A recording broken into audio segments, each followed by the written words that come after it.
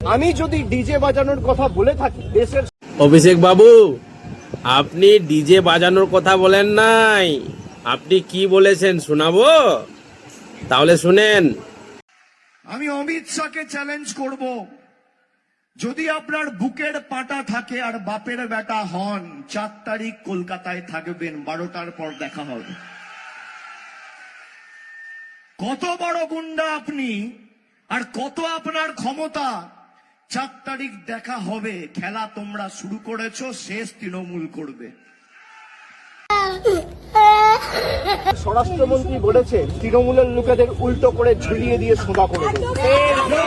আমাদের মাননীয় স্বরাষ্ট্রমন্ত্রী এই কথাটা বলেননি, শুনেন ভালো করে একবার আপনি। और मैं आज कहकर जाता हूं, इस चुनाव में ममता का एक भी गुंडा आपको उंगली नहीं लगा पाएगा, नहीं लगा पाएगा।